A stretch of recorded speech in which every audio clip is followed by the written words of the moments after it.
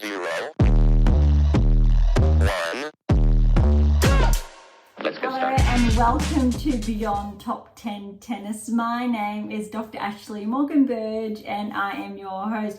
Welcome to days 5 and 6 wrapped up of the Wimbledon Championships, and welcome of course to our special edition likewise, and to episode 104. I cannot believe how fast the first week of the championships has unfolded, which also kicked off episode 100, and how fast we've been tracking essentially over the last couple of days. And I wanted to join days 5 and 6 together respectively to really be able to wrap up all third round matches, because the round of 16 is now set.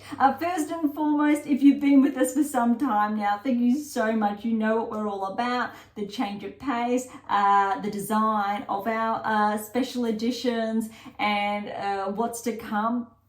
If you are new, thank you so much. Thank you for joining us. As always, I really would encourage you to track back to those earlier episodes that really focused on some of my initial releases that shared, say, key insights of specific metrics, correlations, top 10 tennis rankings, Grand Slam success, the more than 150,000 inferences over the past, say, 8-9 years now and counting, but really how this work has been unfolding for the best part of the last 20 years.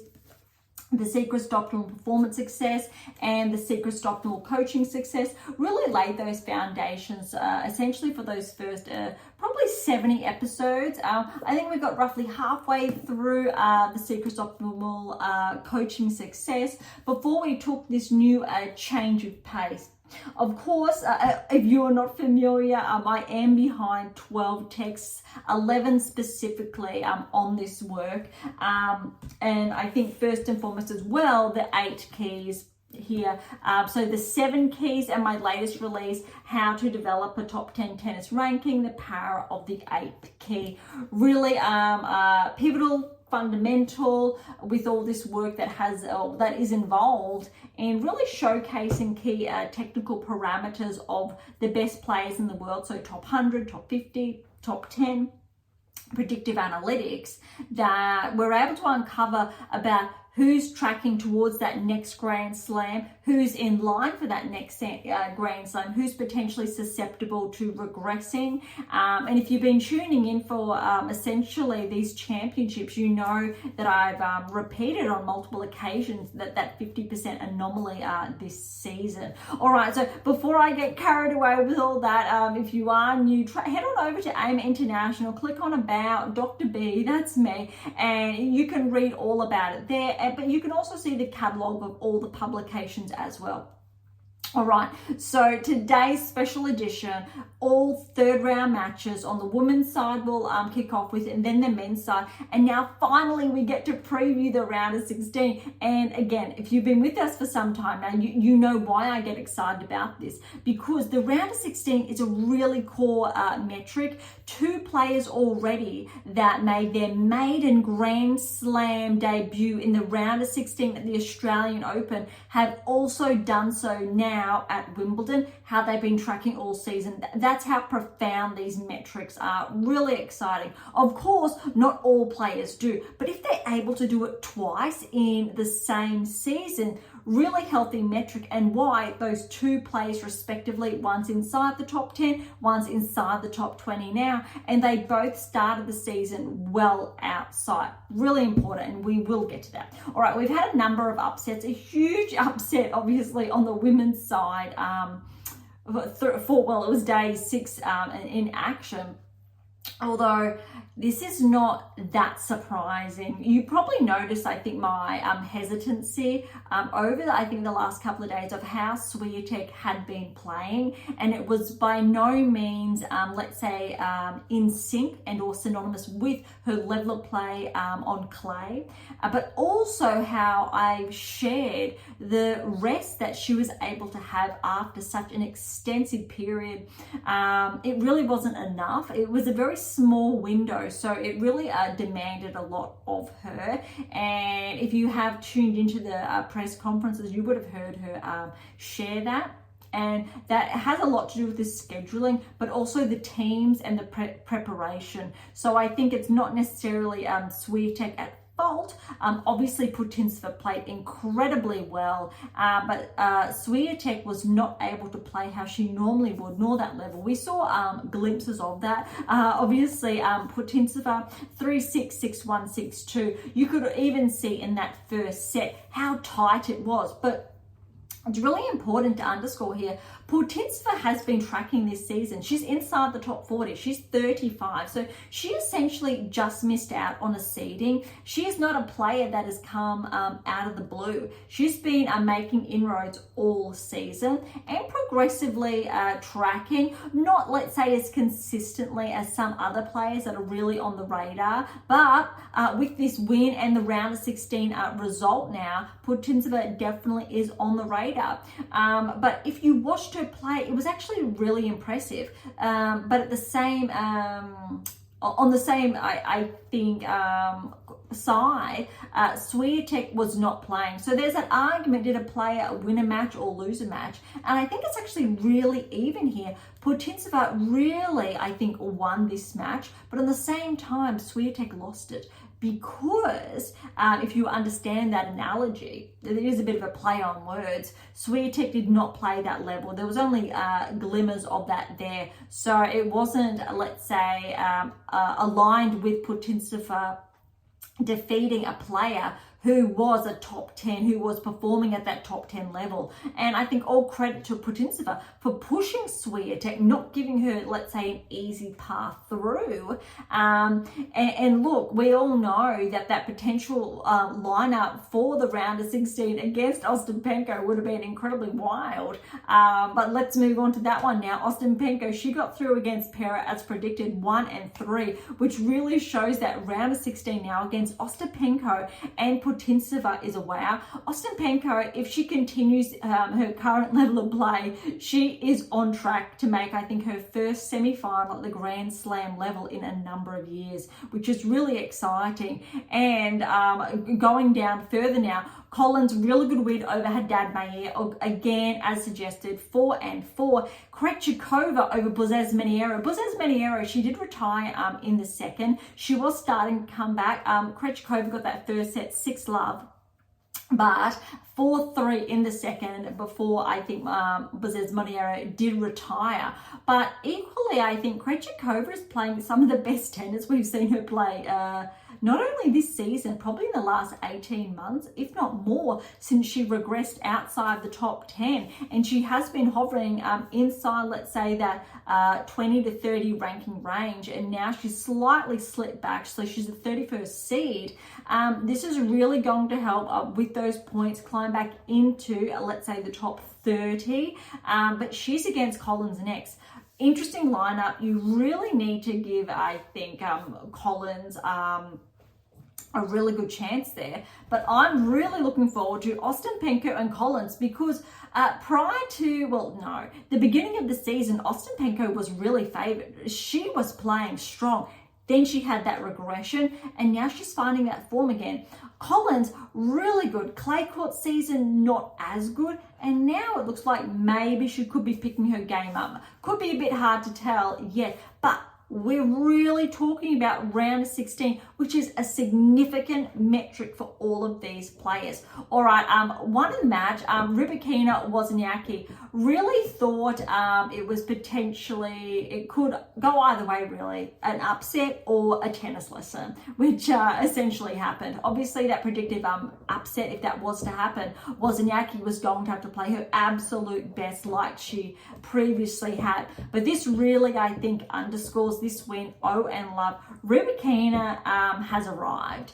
If she stays healthy, she's absolutely favourite now on this half with Swiatek out to progress through to the finals. But I don't think it's going to be as easy as some may suggest, because she does have Kalinskaya next, who got a really good win over Samsonova. Look, Kalinskaya 17th seed, Samsonova the 15th seed. Kalinskaya, however, was favoured with how she has been playing. 7-6, 6-2, and that was 7-4 in that tiebreak. But back to look, Rybakina is playing the cleanest tennis I think we've seen her play this season, where she's having those back-to-back matches. She's had a lot of withdrawals or retirements this season because of her health. So if she's able to stay healthy, she really is, I think, on a really healthy trajectory. However, Kalinskaya has those skills. She has been tracking outside the top 30, inside the top 30, now inside the top 20, and she's going to continue along that trajectory, potentially not becoming a barrier breaker like Paolini has this season, but she's definitely still in the running. And I think it's really going to depend on this round of 16 encounter if that happens sooner rather than later. Definitely projected inside probably the next 6 to 12 months. Okay, Jabeur Svitolina, again, you would have heard over the last couple of days, Svitolina really was favoured here, despite the rankings, and also Jabeur being, I think, the defending finalist. Really heartbreaking, of course, for Jabeur not being able to have a crack at another Wimbledon championship. That said, her level of play this season has not been synonymous with that top 10 tennis ranking, and she is a part of that 50% that has not been aligning their performances, etc., and their results with that level of play, synonymous with that ranking. Svitolina, she has had a sensational, I think, past 12 months, her rise back into the top 20, and she is definitely, I think, primed to progress inside the top 15, where I really think she should be positioned. However, also, which is really interesting, her level of play is more so synonymous with the top 10 tennis ranking. It is actually, it exceeds that 50% threshold at the moment that are not living up to those playing standards. And that's a really, I think, interesting insight. Okay, and Svitolina, round of 16, has a very good chance of tracking to the quarterfinals because she has Wang. Wang overcame Dart. Now look, Dart is ranked, I think, 100. Wang, I believe, is around, she's top 50. So I think early 40s, 2-6, 7-5, 6-3.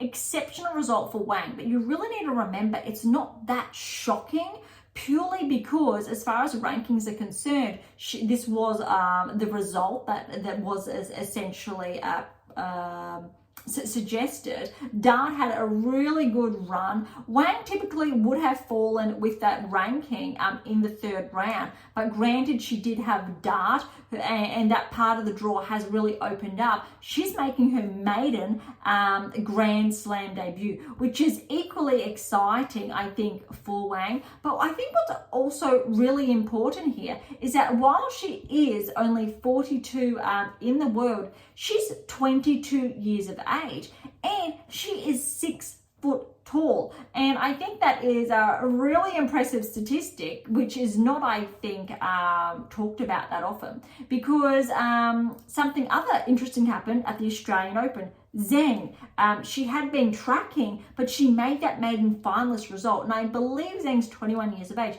Both women are from China, which means I think there has been a really good wave happening here of underrated players really having those breakthroughs. When you come up against a player who's ranked inside the top 50, is young, and has that height on them, they can potentially be a danger on any surface if they play some of their best tennis. It is going to be hard, however, against Svitolina, who is an exceptional returner, even if Wang has her serve on her side. So Svitolina is definitely favoured there. All right, Sun and Zhu. All right, Sun is the Kiwi qualifier who is having essentially the tournament of her life.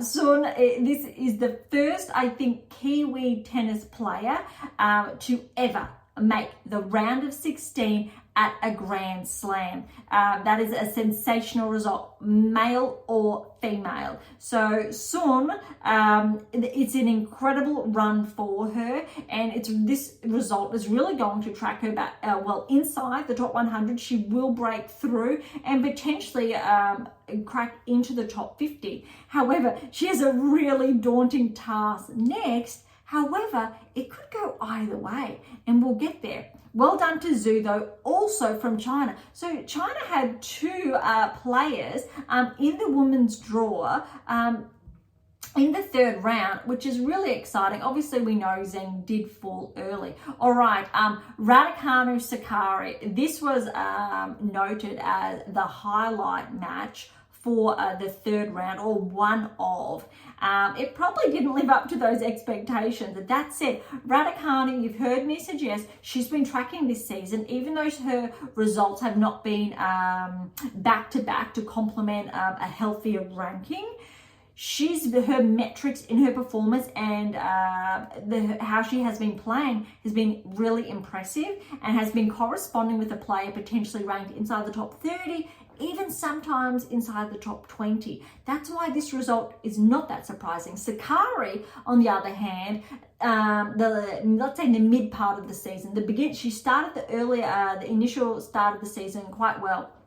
Then she's had a regression in her level of play, which has made her more susceptible to be a part of that 50%, similar to Jabeur, who is not living up to that top 10 tennis ranking. So when you put both of those metrics together, Raducanu essentially is almost favoured with how the last, say, 2 to 3 months have been panning out, or they're almost on an even playing field. Really interesting here. 2 and 3 to Raducanu, and she plays Sun next. Also, if you heard our earlier episodes, or even the Wimbledon preview, Raducanu was predicted to potentially make the quarterfinals if she was playing some of her best tennis, and she has started to. She's in the round of 16 now. She has a qualifier. This is her best chance to make her best performance at the championships. She actually made the round of 16 on her debut at Wimbledon, which is an incredible, I think, statistic in and of itself. So she has an exceptional chance here. So you have a qualifier in Sun and a wild card in Raducanu playing off. All right, Kasatkina Badosa. This was always primed also as an incredible match. And I think the scoreline really suggests and showcases how tight this match was. 7-6, 8-6. 4-6, 6-4. So that first set tiebreaker is absolutely massive, and it's essentially just a break a serve between the following two. Look, Kasatkina played really well. Badosa, she started to play like that play, similar to Raducanu, where she started to get those back-to-back wins, and her metrics have started to align irrespective of her current ranking and or ranking range. And I've said this all season, that she has started to perform like a player ranked inside the top 20. What has been holding her back, however, similar to Raducanu, is those back-to-back wins. And now she has this, and she has an exceptional chance. Look, round of 16 at Wimbledon. She may have made the round of 16 previously at the Grand Slam level, although not consistently before she obviously had that steep progression. She has Vekic in the round of 16. Huge opportunity, I think, for Badosa. If she can play that same level of tennis, yes, to the quarterfinals. Vekic, however, did overcome Yastremska, 28th seed, 7-6, 6-7, 6-1. And that was 7-6, 7-4, 6-7, 3-7, 6-1. So that third set, Vekic ran away with it. And look, Yastremska was one of those players who made that breakthrough at the Australian Open, but hasn't been able to, let's say, replicate that level as consistently as say, Paolini or Kalinskaya. Really important. Vekic, though, was primed to potentially have an upset here with how she's been playing this season. However, I need to favour Badosa over Vekic only if Badosa is playing that same level of tennis like she played against Kasatkina. If not, Vekic has a really good chance to turn back almost, I think, a decade and make the quarterfinals, because probably when Vekic was in her beginning of her career, she was having those breakthroughs. Not so much in the last few seasons, but we know she is capable of that when I think those 8 keys are present, which obviously has not been in more recent seasons. All right, this was going to be really exciting. And the first set, Paolini Andreescu, it was tight. 7-6, 7-4. Paolini ran away with that second set, 6-1. But I'll tell you what, Andreescu, the level of tennis she was playing, we're seeing all of these players. This is 3 that have been really off with injury, say, have been making their way back, haven't been able to, say, string too many matches together. But they are dark horses. And Andreescu really pushed Paolini in this first set. And I would give Andreescu a very good chance of making a round of 16 berth come the US Open hard court service. And I think it'll be one of her first Grand Slam, or her first returns to the US Open, being healthy, as obviously having that Grand Slam under her belt. Paolini, though, played really cleanly, especially in that second set. Some of the best tennis I've seen her play on grass. All right, Kostyuk Keys. Kostyuk here was potentially primed for an upset. Keys got the win. Her ranking again, 12 over 18, favoured her 4-3, which really suggests Keys is continuing off, I think, her level of play, which we know she's capable of. She's been a Grand Slam finalist before. We know she's been ranked inside the top 10 consistently before regressing slightly. And she is the 12th seed because her ranking has been progressing. She was just inside the top 20, but now she's getting closer and potentially making the quarterfinals. If she does, she may become a barrier breaker, because that 50% of the top 10 are incredibly likely to be displaced with new players. And typically we would only see 1 or 2 players make that move. But because we have a number of players susceptible this season, this is why we're going to see more new players enter the top 10. Keys is definitely primed to be one of them. All right, and we already have Ostapenko has been in. More likely she will get back in. Collins as well, just slipped out. More likely to progress back in and become a barrier breaker. So we have a couple of players that are really primed here, and some of the others that I have suggested. That said, the top 4 are safe. The rest, though, are more susceptible. But we'll get through that later. All right, Schneider-Navarro. This lived up to the 3-set hype.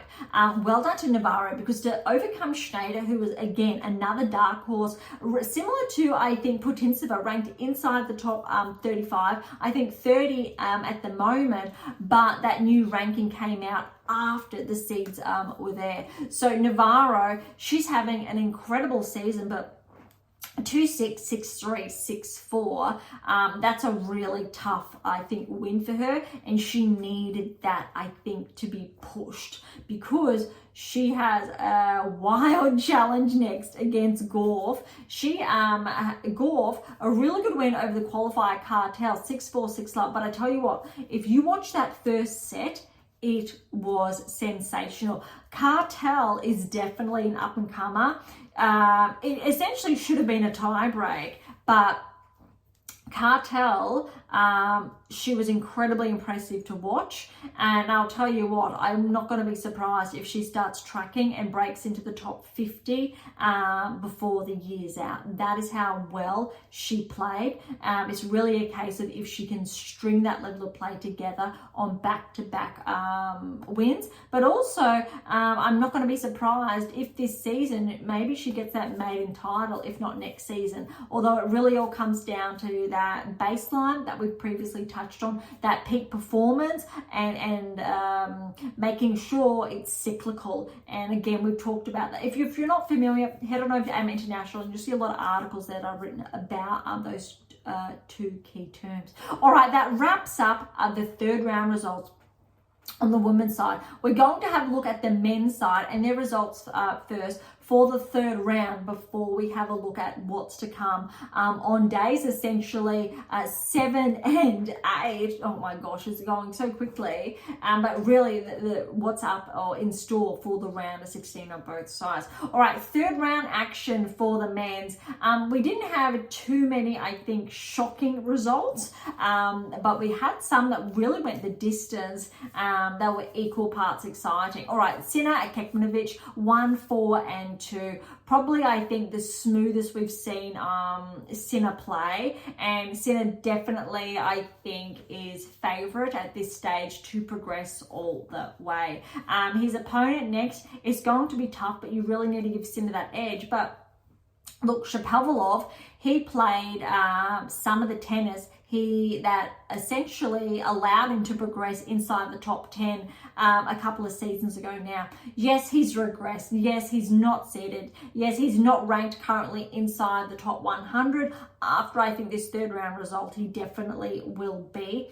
And Shapovalov, similar to Ogor Alisame, is starting to track again, potentially even further. It's probably too soon to tell, but this is some really good tennis from Shapovalov, and you've probably heard me essentially, even at the French, pinpoint Shapovalov as highly probable of progressing inside, say, the top 50 and 30 if he's again able to string that level of play together. So it's really about maintaining that level of maintenance and that peak performance, and then creating or shifting that baseline a little bit higher and being able to replicate that level of play if that top 10 tennis ranking awaits again. We know he's capable of that. We talk about the 7 keys, the 8th key as well. But when we see this level of play and it shift, we know there's 4 keys there. 4, 5 keys, maybe if they're lucky. And typically when you get top 20, you could be lucky to have 6. There's a huge differential. You need that 7th key to get inside the top 10. You need the 8th key to stay there. So it's that 8% and 2% that we talk about, that key separation. All right, Shelton, though, he really brought that home. Look, 6-7, 6-2, 6-4, 4-6, 6-2, and that first set tie break was 7-4 to Shapovalov, and then Shelton got those next 2 sets, 6-2, 6-4. Shapovalov really came back, got that 4th 6-4. Shelton died. He just got those breaks early on in the 5th and ran home with it, but it was a really good match and it did not disappoint. Dimitrov Monfils, potentially thought this could go to 4, maybe 5, but Dimitrov was too good. 3, 4 and 3 back-to-back round 16 results at the Grand Slam level or further for Dimitrov, definitely correlating with his current top 10 ranking. Really good to see. Medvedev, Struff. Look, Struff did take that 3rd set from Medvedev, almost took that 4th set, but look, 6-1, 6-3, 4-6, 7-6. That was 7-3 in that tiebreak. Medvedev is playing really well. I think we're really going to be able to define these levels of play when Dimitrov and Medvedev face off, because definitely Medvedev is favoured. He's playing really clean tennis, but Dimitrov, he's just finding that, I think, rewinding the clock a decade to that peak performance, being a top 10 player more consistently, and he's bringing it back this season. And I think because it's almost incredibly refreshing, he could make an upset here, and it's not going to be that shocking. Medvedev's favoured, but if Dimitrov takes a set, maybe 2, if it goes to 5, I think that's an equal part deserving of both of their respective current levels of play. TFO, he really started to play the best tennis I've seen him play all season, potentially the best tennis in the last probably 9 months. He really pushed Alcaraz, and it was really, I think, wonderful to see. 5-7, 6-2, 4-6, 7-6, that was 7-2, 6-2. Really, I think after that 3rd set, Tiafoe, he really was running with it, and he could have taken that home. Alcaraz did not go away. He got that 4th set in a tie break, and I feel like that was Tiafoe's a chance, essentially, to take that win. Alcaraz, too good in that 5th set. He really lifted his game, I think, a notch. got those early breaks, and Tiafoe, he wasn't able to, I think, keep up, understandably, with those rankings. But also Alcaraz is the defending champion, so I think it was incredible to watch that 5-setter, but also the two of them, their levels of play, but more so how Francis was finding that level once again. And it looks like if he can maintain that, potentially Tiafoe will crack back into the top 20 this season. All right, Nakashima and Humbert. Humbert's a bit of a surprise here, but Nakashima likewise. However, Humbert's having a really impressive season. He is the 16th seed, and he has made the round of 16, so he is living up to his ranking. Really impressive there. But look at this scoreline: 7-6, 6-3, 6-7, 7-6. So well done to Nakashima to really push Humbert to 3 tight tie breaks. First tie break in the first set was 11-9. The second set, the third set tie break was 5-7, and that fourth set tie break to Humbert was 8-6. So incredibly close tennis. So Nakashima really should be incredibly proud of himself, making the third round of a Grand Slam, going down like that to Humbert. But look, Humbert has a hard task next up against Alcaraz. That's going to be, I think, quite interesting, but not surprising if Alcaraz gets that done in 3. Paul Bublik. Paul is playing some of the best tennis I think he has ever played.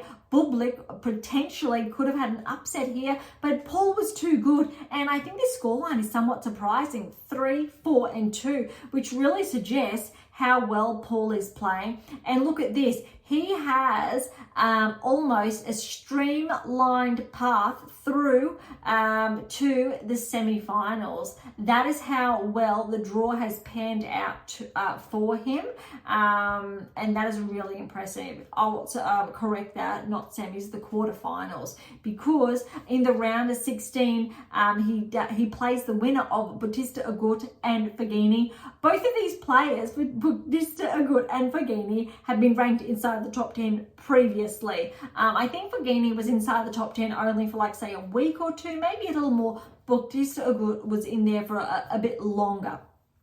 However, look at this scoreline: 7-6, 3-6, 5-7, 7-6, 6-4. Both of them are just inside the top 100. Bautista Agut's a bit more ahead, but that first set tiebreak 8-6, that fourth set tiebreak 7-1. How exciting for the two of them to be playing this level of play, and both of them are in their mid to late 30s, which is exceptional to see. But also it really underscores, irrespective of age, if you are staying healthy, Djokovic is not the only one that can do that. However, obviously over and over again, winning or claiming those Grand Slams is another story. So Paul will play Bautista Agut in the round of 16. Paul definitely has to be the favourite there to progress then to the quarterfinals, and more likely, well, he'll play the winner of Alcaraz and Humbert. And I think Alcaraz will get a really big test, similar to Tiafoe, but on a different level in the quarterfinals if he does end up progressing, or both of them do respectively. Okay, Musetti with the win over Khamsana, and that was predicted that Musetti probably more likely would get a smoother win. However, it was in for Khamsana to get that second set in a tie break. The third went to a tie break as well. Look, 6-2, 6-7, 7-6, 6-3. That second set tie break was 4-7. Third set tie break 7-3. So those first, I think the second and third set were incredibly tight. Well done for Khamsana, but Musetti obviously was able to maintain his level. Obviously had those extra breaks up his sleeve to close out that fourth set, but that was really tight. Khamsana is definitely one to watch, I think, essentially for the rest of the season, irrespective that he hasn't made the round of 16, but really impressive. All right, the next player is equal parts exciting. He's had a breakthrough. It was only, I think, a matter of months ago he was ranked outside the top 100. He's progressed all the way, almost, I believe, inside the top 50. It's Mapej Pericard. He got the win, and he was a lucky loser. He did not get through qualifying. He lost at that final hurdle in qualifying. There was a withdrawal. Mapej Pericard, he got called in, so he is, yes, a lucky loser. Made it to the third round. Was playing Russavori. Huge chance for the 20-year-old Frenchman. he progressed in 4-6, 6-2, 7-6, and that was 7-5, 6-4. That's a huge win. I believe he's 20 years of age, similar to Phil's, who we'll get to shortly. But he is having an incredible Wimbledon, and it's only, I believe, his third Grand Slam, his first Wimbledon appearance. So well done. He will play Mazzetti next, and I think Mapesh Pericard has a chance. Mazzetti, definitely, he's obviously favoured as the 25th seed, but Mapesh Pericard, he had that breakthrough tournament a few months ago that really progressed him inside the top 100 significantly. So that is, I think, an open, match against the two, and it'll be very exciting to see who breaks through, because both of these players, I believe, is their maiden round of 16 result at a Grand Slam. I don't believe Mazzetti has progressed to a round of 16 of late. If he has, it's probably inside, say, the last 12 months, where my data was too focused, I will say, on this one, how to develop a top 10 tennis ranking, and wasn't, say, as explicitly tracking players as obviously the 7 keys was at that time. But that's a really interesting metric nonetheless. All right, Fritz Tabilo, very, I think, good performance from Fritz, 7-6, 6-3, 7-5. You got to remember, Tabilo's playing some really good tennis this season, so that's a, really good one for Fritz. And that first set tiebreak was 7-3, but I tell you what, he has a hard task next. Zverev played incredibly clean against Norrie. However, Norrie played some sensational tennis, as this was potentially predicted that Norrie could push Zverev if he was playing his really high level tennis. 6-4, 6-4, 7-6, but hopefully you watched the tiebreak as I did, and 17-15. That was huge. Norrie, he did have set points. It was incredibly close, but that was a really impressive performance for Zverev. So making the round of 16. And he will play Fritz now in the round of 16. Noteworthy, Fritz did notch up that title last week, so he has those wins under his belt. Zverev, though, if he keeps playing the level that he is playing, you really need to favour him. All right, Fils, another 20-year-old from France. I believe Fils, though, is ranked inside the top 40, around 35, I believe, against Southland, but it went to 5. So really good performance there from both players. 4-6, 6-3, 1-6, 6-4, 6-3. So irrespective of how you look at it, that's incredible. A 5-setter, both these players obviously unseeded, but that was a really, I think, impressive result. But I think noteworthy also is that Southland is ranked 44 in the world. So there's not that much separating these two players. And really, when you look at, I think, the rankings, you can see how closely matched some players are, but the scoreline doesn't necessarily showcase that. But in this case, it really does. They're very similar almost in those ranking ranges. Obviously, Fils is ahead of Southland, but this 5-set performance is really impressive. He will have to play Fils next, de Minaur. De Minaur did get a walkover, though. Really disappointing. Pooley had to withdraw there due to an injury. And look, Pooley was a qualifier. He had an exceptional, I think, or he was having an exceptional Wimbledon championships, but had to withdraw. So huge result for Pooley, qualifier, making the 3rd round. But de Minaur, fresh legs, he is predicted to progress through to the quarterfinals. And look, he's made the round of 16, but on paper he was predicted nonetheless to obviously get that win over Pooley, going on obviously rankings respectively. However, he will have Fils next in the round of 16, and he's on track to essentially meet the winner of Rune and Djokovic, which brings us to our final 2 matches. Rune, 5 sets over Hals. Now look, Hals is a qualifier, and he's also another French player, but how huge is this? He is ranked 220 in the world. That is significant. And he pushed Rune, the 15th seed, to 5 sets. Rune was inside the top 50 at the beginning of the season, but he was part of that 50% metric who are not aligned with their current level of play. On the men's tour, it has somewhat tightened this season, more so than, say, the WTA. But there's only a small discrepancy between the two tours. So Rune did regress out, and noteworthy, and as we had shared. We've also, I've also written articles on that this year around what players are not aligning with those respective metrics and their ranking and their level of play. But this is a really good performance from Hels there. But well done to Rune to get through to the round of 16. I think Rune's starting to get some traction in this middle half of the year, which we really didn't see earlier this season. But look, 1-6. So Hels got that first set 6-1. But look, 1-6. 6-7, and that was a 4-6. So Hels was up 2 sets to love. Rune came back from 2 sets to love. So 6-4, 7-6, 7-4, 6-1. That definitely shows me that Djokovic is more favoured over Rune, purely because Rune was pushed to 5 and 2 very tight tiebreakers there, which I think, if he was playing some of his best tennis, we would have seen that more so in 3, maybe 4. But still really good for Rune. Well done to progress through to the round of 16.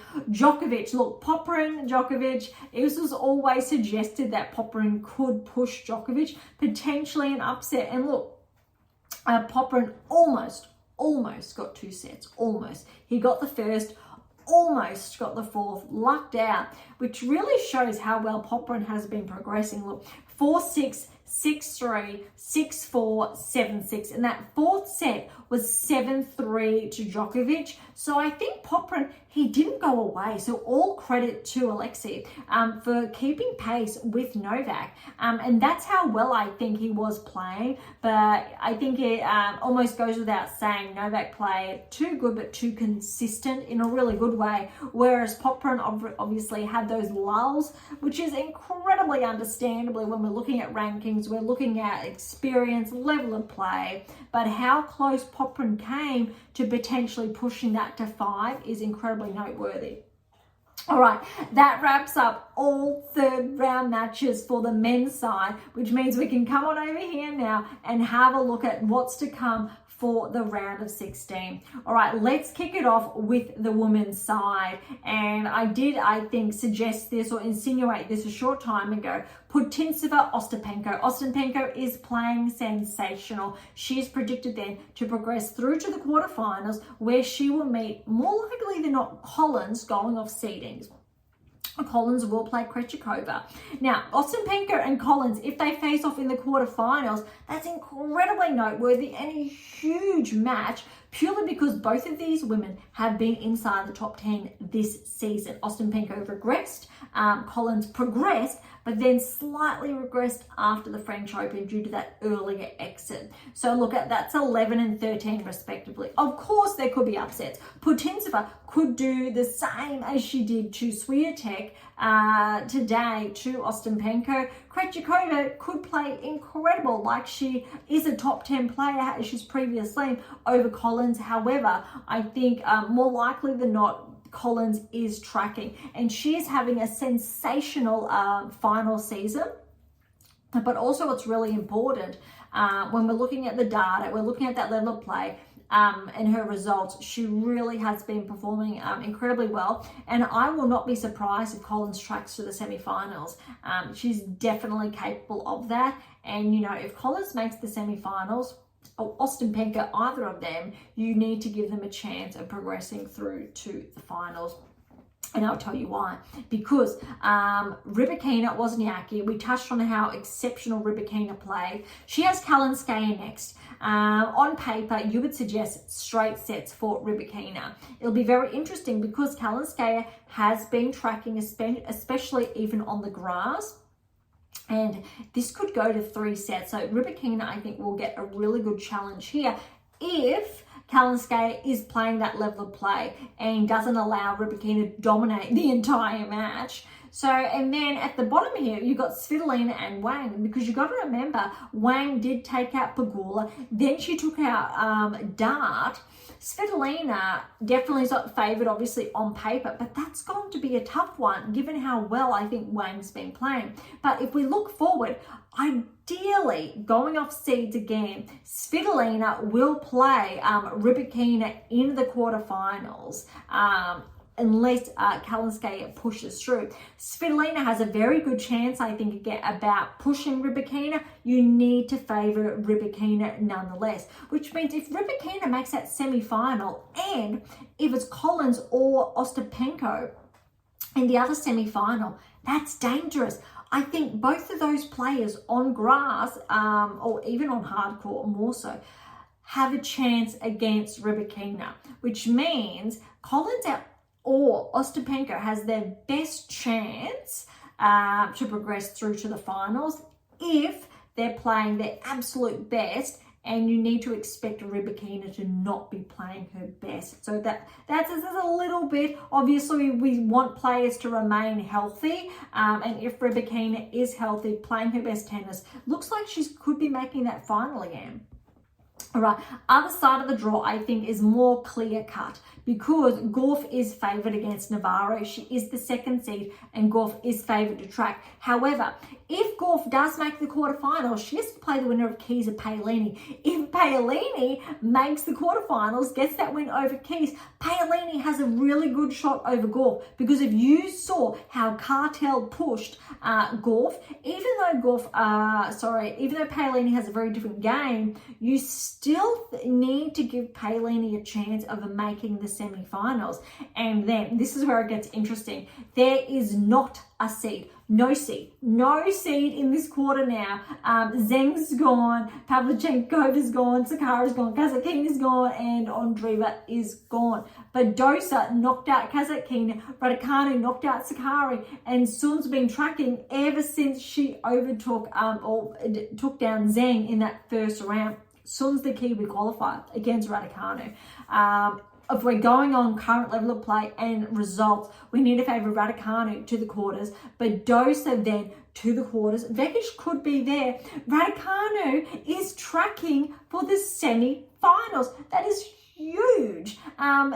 Obviously, of course, Raducanu, if she faces Badosa, you need to give Badosa a chance. So even if Badosa then tracks to the semi-finals, that is huge, because we know, look, I haven't been, I think, held back about this, but Badosa, when she cracked inside the top 10 and reached number 2 in the world, her level of play and her performance was not correlated with that ranking. It was absolutely not, and there was too much on her body too soon, and why she's had so many injuries, and she's really been struggling to manage that, and she had a very steep ranking regression. However, this season is very different. Irrespective of her ranking, it's actually the best tennis I've seen her play. When she was ranked in the top 10, that was not her best tennis. No. Irrespective of her results, no. She is playing very different now.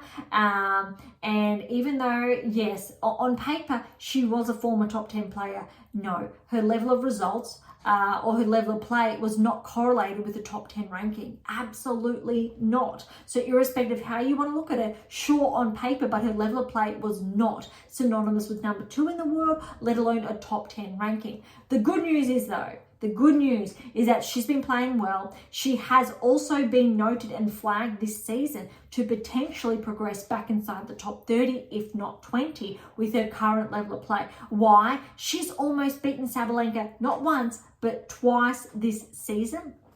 And she's been starting to get those back-to-back wins more consistently than not.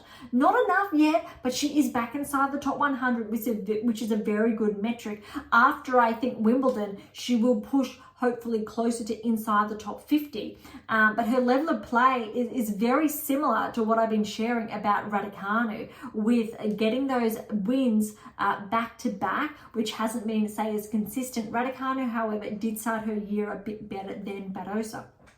However, if the two of them play, Badosa, Raducanu, very, very interesting, and you almost don't know who to favour. You probably have to favour Badosa purely because Raducanu pulled out of the mixed doubles with Andy Murray due to a bit of a niggle in her wrist. So if her wrist does play up, you need to favour Badosa. However, if Badosa's back starts playing up, you really need to say 3 sets, and whoever is able to string together those games and really just claw it out.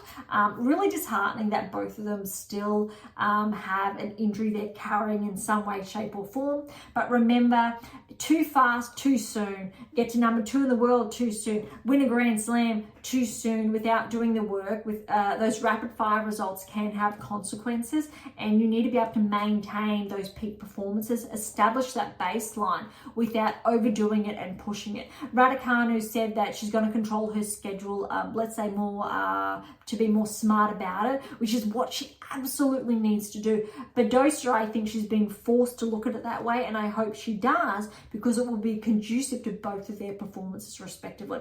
All right, so I've shared about Sun, Raducanu, Badosa and Vekic, how that's looking. So we know more likely than not, even on rankings, Paolini or Gauff are looking at that semi-final berth. Look, on paper, we'd love to see both of them meeting in the semi-finals over the quarterfinals. Obviously, they need to get through their round of 16 first. But that top quarter, it's essentially a wild card with Raducanu and Badosa, who I'm not too sure if she actually did get a wild card. Potentially she got entry because she is ranked just inside the top 100 now. But look, Vekic still has a huge shot. Sun has a huge shot, because these players are not going up against seeded players. None of them have anything to lose. So Raducanu obviously has that Grand Slam to her name, and Badosa has, I think, the experience of being inside the top 10.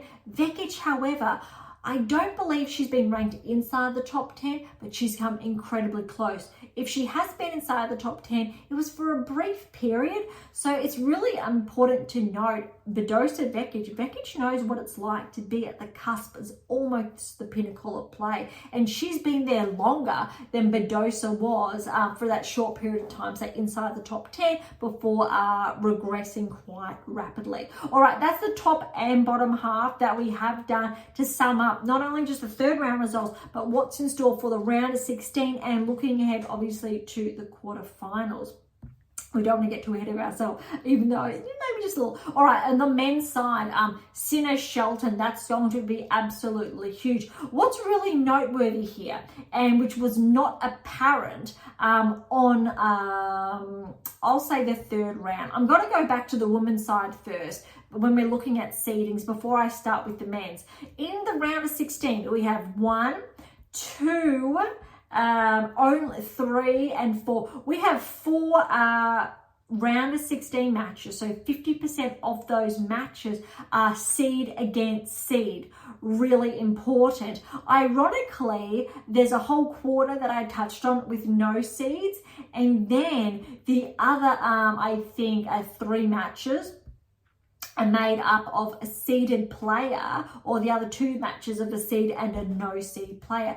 Okay, when we go on the men's side though, the seeds have come through. So when we're looking at, obviously, I think the round of 16 on the men's side, we have 1, 2, 3 and 4. So how's that actually 5? So almost the men just have that 1 match over the women. So women, I just had 4 seed versus seed. Men have 5 seed versus seed. So very tight knit there, but very similarities between both tours. Remember, in the previous round, it was actually the opposite. So very interesting when we're looking at what players, say inside the top 20, top 10, are living up to those key expectations. Okay, Sinner will play Shelton, round of 16. Probably really excited, but you need to favour Sinner. That said, Shelton is a dark horse. He can be, but Sinner, he's been playing soon. Sinner is projected to reach that semi-final stage. Dimitrov, Medvedev, they follow in the other round of 16 in that quarter. Medvedev is favoured to make it through to the quarterfinals. I think he would push Sinner somewhat, but I still need to favour Sinner to make that semi-final berth at Wimbledon. All right, then we've got Alcaraz, Humber. Need to favour Alcaraz. However, then you've got Paul against Bautista Agut. Paul is definitely favoured to make his first quarterfinal result or appearance at Wimbledon. And you actually need to give Paul a chance, because if Alcaraz gets through and Paul continues to track, You're not going to be surprised if that goes to 5, but that's going to be really interesting. Unfortunately, because of how the rankings shifted prior to Wimbledon and Djokovic being 2, Alcaraz 3, Sinner and Alcaraz are going to play off against each other.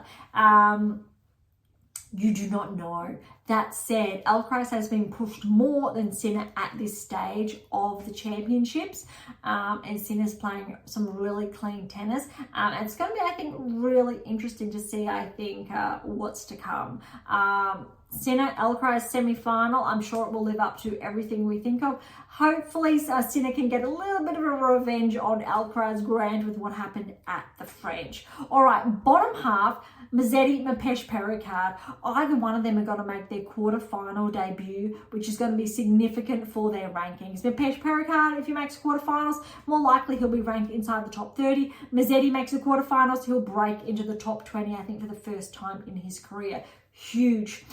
They will play, however, the winner of Fritz and Zverev, which means Zverev is more likely favoured purely because how he's been playing, but Fritz does have that title from last week.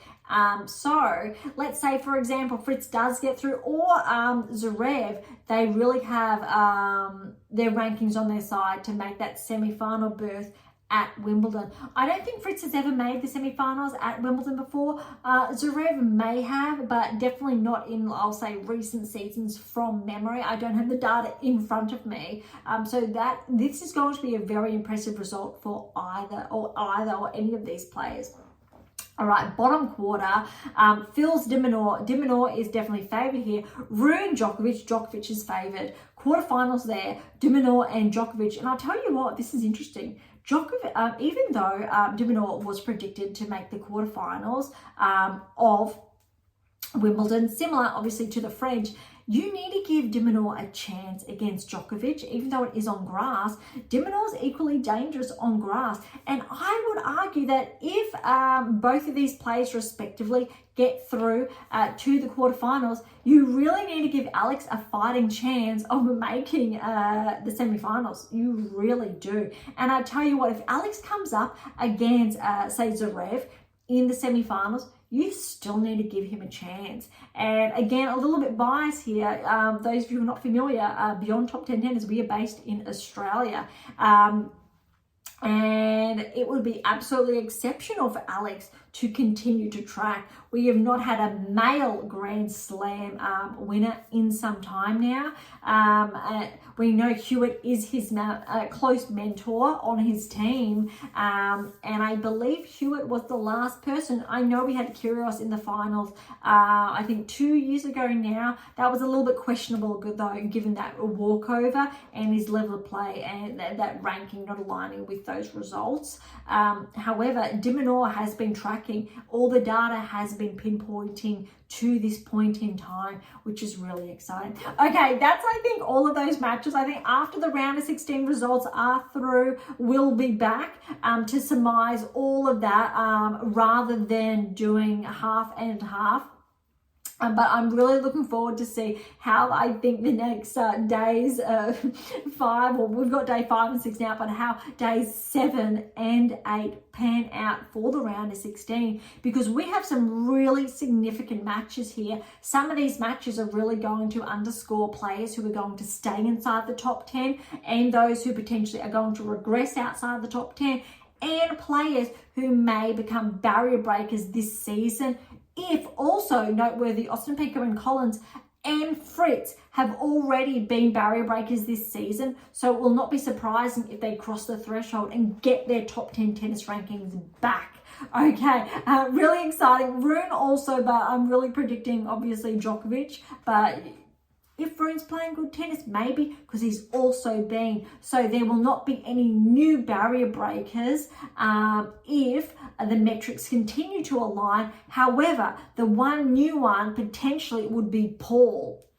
He's going to have to push Tsitsipas out of the way, and I think more likely than not, given his performance, it is potentially likely to happen if Paul continues to track, which means when the rankings do come out in a little over a week after the championships, Paul will potentially be a new barrier breaker of the season. Incredibly exciting. On the women's side though, it's probably too soon to say, but we may have players who have already been inside the top 10 this season shift back in, because it's very small, the time scale when they went in then out. But I think we're going to see some players regress, like Jabeur. Jabeur is looking like she's going to slip outside the top 10.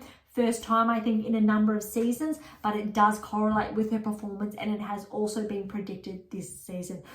Okay, that's a lot. I really hope you enjoyed today's episode. Look, to grab your copy of How to Develop a Top 10 Tennis Ranking, head on over to AM8 International, or head on over to Amazon, irrespective where you're based in the world. The same goes for the 7 Keys or any of my other books, primarily also those earlier to The Secrets to Optimal Performance Success, Secrets to Optimal Coaching Success. They do look a little different. These are original covers there that I do have. All right, for any comments or questions, head on over to AM8 International or Topic Thread, the social platform set on data privacy. To interact with Beyond Top 10 Tennis, head on over to Twitter, Instagram, or YouTube. To catch up on our blogs, head on over to AM International and look for our blog tab, or head on over to Medium. And as always, I'll leave all the links in the episode notes. For something different, head on over to Pink Octopus Books. That's where my fictional releases, or Spruik for some random polls and a little bit of fun. And of course, if you enjoyed today's episode, please subscribe, like, and share. Would be absolutely phenomenal and incredibly appreciated. For those of you who are interested, we do have scholarships available at AM8 International, as well as options to work with me exclusively to track towards that top 10 tennis ranking. So don't be shy and come and say hi. However, as always, I always ask if you're familiar with those 8 keys. So please, before you do that, I really will ask you if that's the case. And if it is, let's get you, whether it's inside the top 10, towards that Grand Slam final, that next Grand Slam win, or to achieve replicated success, so more than one Grand Slam. And I've noted those names previously: Jabeur, Tsitsipas, Ruud, you've been finalists. Let's get over that hurdle. And obviously there are a number of other players. Okay, on that note, thank you so much for listening. I'm so incredibly grateful. I am your host, Dr. Ashley Morgan Berge, and this is Beyond Top 10 Tennis, and I'll see you